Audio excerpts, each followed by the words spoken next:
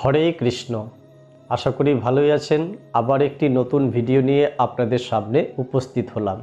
আমাদের তিনটি উক্তি আমরা তুলে ধরছি, তিনটি প্রশ্নের তিনটি আমরা উত্তর জেনে নেব। প্রথমটা হচ্ছে ঈশ্বর আছেন কি না। দ্বিতীয় প্রশ্ন হচ্ছে ঈশ্বরের প্রতি বিশ্বাস কেমন রাখা উচিত। তৃতীয় প্রশ্ন বা প্রসঙ্গ হচ্ছে ঈশ্বরের প্রতি গভীর বিশ্বাস জন্মাবে কি করে।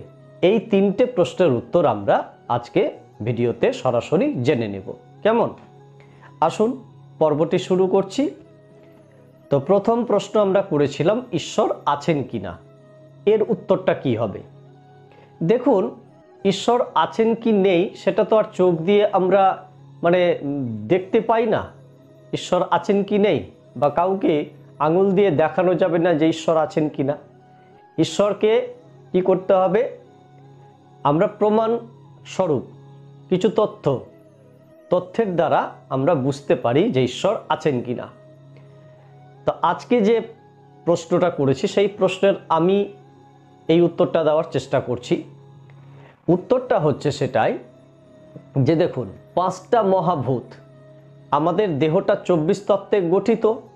এর মধ্যে পাঁচটা বিষয় আছে, পঞ্চমহাভূত এটাও জড়িত আছে। পাঁচটা মহাভূতে ক্ষিতি, অব, তেজ, মরুত, বোম, এই পাঁচটা ভূত কিন্তু সব বিষয়ে ব্যবহারযোগ্য, ব্যবহার হয়, সব কাজেই ব্যবহার হয়। একটা বাড়ি তৈরি করতে গেলে ব্যবহার হয় পাঁচটা জিনিসের, মিলিয়ে দেখবেন।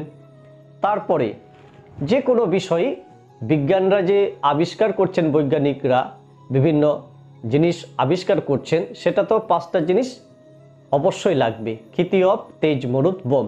ক্ষিতি মানে মাটি, অপ মানে জল, তেজ মানে আগুন বা আলো, মরুত মানে বায়ু, বোম মানে মহাশূন্য।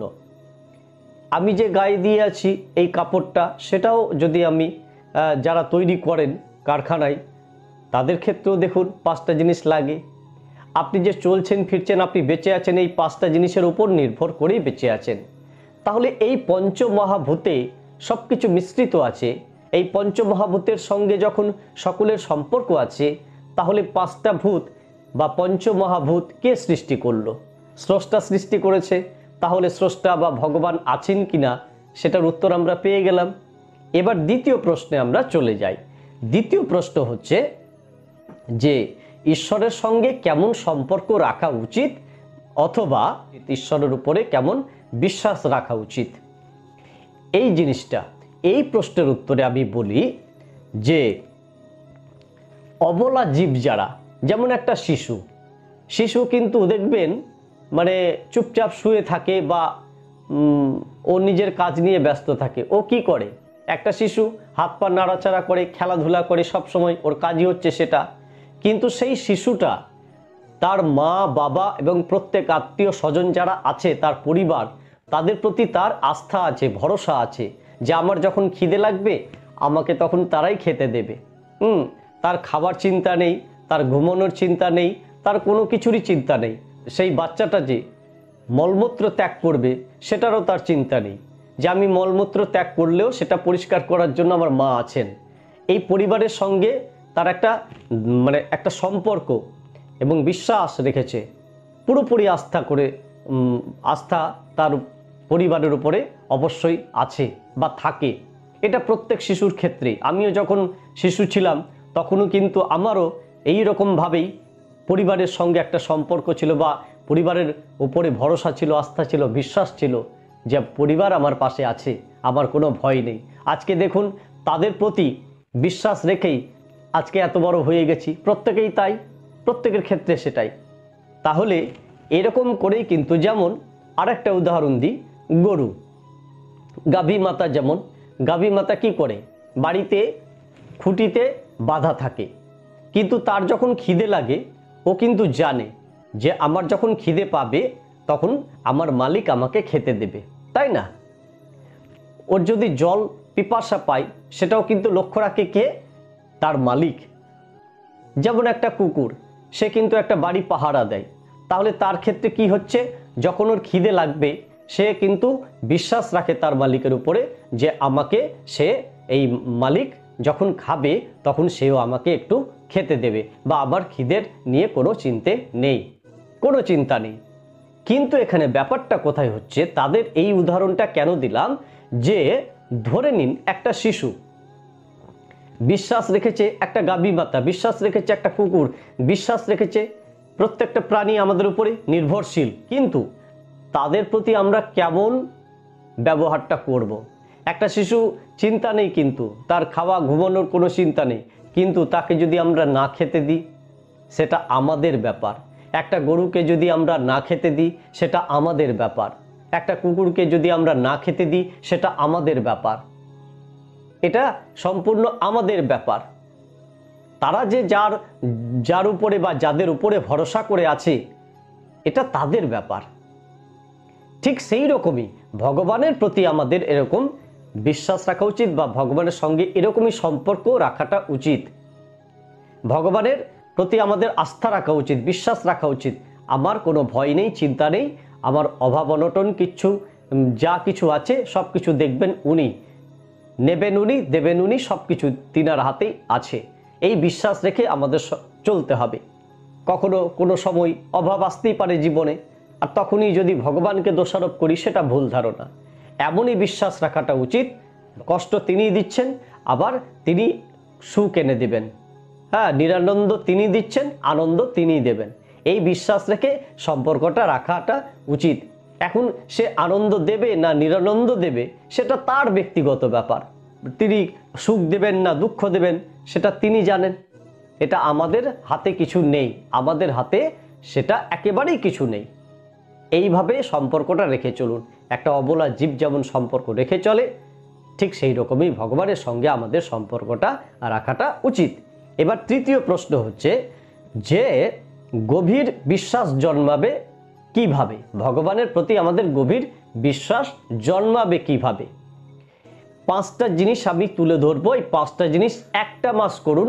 1 মাস যদি আপনি করতে পারেন তাহলে আশা করছি আপনি ফলপ্রসূ হবেন এবং ভগবানের প্রতি আপনার পুরোপুরি না হলেও খানিকটা হলেও বিশ্বাস জন্মাবেই। এটা 1 মাস আমি বললাম, আরো বেশি করবেন দেখবেন আরো বেশি বিশ্বাস জন্মাবে। 5টা বিষয় কি কি এবার আমরা আলোচনা করছি। প্রথমটা হচ্ছে মেডিটেশন। ব্রহ্ম মুহূর্তে 3:30 থেকে ভোর 3:30 থেকে ভোর 4:30 পর্যন্ত এটা ব্রহ্ম মুহূর্ত। এটা একটা সময় বললাম। আর রাত্রিতে সবাই যখন ঘুমিয়ে যাবে বিছানায় বসে আপনি করতে পারেন। হাত দুটো এরকম করবেন, এরকম করে 2 হাঁটুতে হাতটা রেখে দিবেন। হ্যাঁ, এই চোখটাকে আলতো হবে একটু বন্ধ করবেন, একটু খোলা থাকবে। আর দিয়ে ভগবানকে বলতে হবে যে হে ভগবান, আমাকে তুমি কৃপা করো, আমি তোমাকে জানতে চেষ্টা করছি, বা আমি তোমাকে জানতে চাই, তোমাকে জানতে বড় আমি ইচ্ছুক। কারণ যদি না জানি তাহলে তোমায় কেমন করে খুঁজে পাবো? তুমি আমাকে কৃপা করো, আমি তোমাকে যাতে জানতে পারি, জানার পথে একটু একটু করে এগিয়ে যেতে পারি। এই কথাগুলো ভগবানকে বলবেন। 1 নম্বর কাজ হলো। 2 নম্বর কাজ হচ্ছে বাড়িতে একটা গীতা কিনে নিয়ে আসবেন। চটি গীতা হলেও কিনে নিয়ে আসবেন। সেই গীতাটাকে ভালো একটা জায়গায় রাখবেন এবং আপনাকে পুজো করার দরকার নেই, গীতাকে পুজো করারও দরকার নেই। খুব সামান্য জিনিস, গীতা পাঠ করারও দরকার নেই। প্রাথমিক পর্যায়ে এটা পাঠ করবেন, পরে করবেন যখন বিশ্বাস জন্মে যাবে তারপরে। কিন্তু প্রাথমিক পর্যায়ে গীতাকে শুধুমাত্র সকালবেলা ঘুম থেকে উঠলেন, প্রণাম করে রেখে দিলেন, আবার স্নান টান করে আসলেন, প্রণাম করে রেখে দিলেন। এরকম করে দিনে কয়েকবারই যখনই সময় পাবেন শুদ্ধাচারে আপনি প্রণামটা করে রেখে দিন। দ্বিতীয়ত কাজ হচ্ছে বৃন্দা দেবী অর্থাৎ তুলসী দেবীকে প্রত্যেক দিন স্নান করার পরে অবশ্যই জল প্রদান করবেন। এটা 3 নম্বর কাজ। 4 নম্বর কাজ হচ্ছে ভগবানের দিকে তাকানো। আপনার বাড়িতে ভগবানের বিগ্রহ আছে, সে বিগ্রহ হোক বা মাটির বিগ্রহ হোক বা চিত্রপট হোক বা যেই কিছু হোক, সেই ভগবানের মূর্তির দিকে, মুখের দিকে, ভগবান কৃষ্ণের দিকে তাকাবেন, চোখে চোখ রেখে তাকাবেন। তার চোখটা এক দৃষ্টিতে তাকিয়ে থাকবেন কিছুক্ষণ, 1 মিনিট, 2 মিনিট, 3 মিনিট। এই যে মেডিটেশন বললাম সেটাও 1 মিনিট বা 2 মিনিট করে করবেন, বেশি করতে যাবেন না। ধীরে ধীরে অভ্যাস করবেন এই কাজগুলো। এবারে এক দৃষ্টিতে তাকিয়ে থাকবেন ভগবানের দিকে। শুধু তাকাবেন, আর কিচ্ছু বলতে হবে না। বলারটা বললাম ব্রহ্ম মুহূর্তে, সেটা এই যেটা মেডিটেশন, সেই ক্ষেত্রে ভগবানকে বলতে হবে, আর এই ক্ষেত্রে কিন্তু ভগবানকে কিছু বলার প্রয়োজন নেই। এটা হলো 3 নম্বর কাজ। 4 নম্বর কাজ, এই 4 নম্বর হলো। এবার 5 নম্বর কাজ। তাহলে 5 নম্বর কাজকে হচ্ছে ভগবানকে অনুভব করা, অর্থাৎ পদে পদে ভগবানকে অনুভব করুন যে ভগবান আছেন কি না। একটু মিলিয়ে দেখবেন যে কোনো এক সময় আসতে পারে, কোনো দিনই, যে আপনি হয়তো না খেয়ে বসে আছেন, খিদে পেয়েছে কিন্তু আপনার কাছে টাকা নেই। সেই সময় কেউ এসে আপনাকে বললো এই চল দোকানে খেয়ে আসি, এরকম অনেক ক্ষেত্রে হয়। কিন্তু এই সমস্ত ক্ষেত্রগুলো আপনাকে একটু অনুভব করে চলতে হবে। পদে পদে আপনি অনুভব করুন যে ঈশ্বর আছেন কি না, ঈশ্বর আছেন কি না। এটা কিন্তু একটু পরোক্ষ করে দেখবেন। ওই যে একটু আগে বললাম, ভগবান বলেছেন যে আমাকে তুমি বিশ্বাস করে চলো। ভক্তকে যেমন আমি যাচাই করে নিই, সোনার মতো করে যাচাই করে নিই, ভক্তকেও বলছি তুমি আমাকে যাচাই করে নাও। ভগবান বারবার ভক্তদের বলছেন তুমি আমাকে যাচাই করে নাও, তুমি যদি আমাকে যাচাই করে চলতে পারো তাহলে আমি আছে কি নেই সেটা তুমি প্রমাণ পেয়ে যাবে। আর তখনই তোমার এই দেহ মন প্রাণ সব কিছু আমার চরণে আত্মবলিদান দিয়ে দেবে। তুমি আমাকে, আমার চরণে তুমি নতি স্বীকার করবে, আমার চরণে তুমি সর্বস্ব বিলিয়ে দেবে। এটাই হচ্ছে কিন্তু ভগবানের সঙ্গে ভক্তের সম্পর্ক, বা ভক্তদের করাটা উচিত। হ্যাঁ, ভগবানকে আপনি যাচাই করে নিন ভগবান আছে কি না। প্রথমে যাচাই করুন, ভগবান বলেছেন প্রথমে যাচাই করুন, প্রথমে যাচাই করুন, তারপরে আমাকে বিশ্বাস করুন, তারপরে আমার সাধন ভজন অবশ্যই করুন। কত সুন্দর কথা। প্রথমে আমাকে যাচাই করুন, তারপরে বিশ্বাস করুন, তারপরে আমার সাধন ভজন করুন, বা আমার সাধনায় নিজেকে নিমগ্ন করে দিন। এটাই হচ্ছে ব্যাপার। তাহলে যাজ্ঞে আমরা সঠিক উত্তর হয়তো আশা করি পেলাম। হ্যাঁ, কতটুকু এই বিষয়টা আমি বোঝাতে পারলাম জানি না। তো যাজ্ঞে ভুল ত্রুটি অবশ্যই মার্জনীয়। আজকে এখানেই রাখছি, পরবর্তীতে আবারও একটি নতুন ভিন্ন প্রসঙ্গ নিয়ে আসবো। হরে কৃষ্ণ, ভালো থাকুন। জয় নিতাই, জয় গৌর, জয় রাধেশ্যাম। হরে কৃষ্ণ।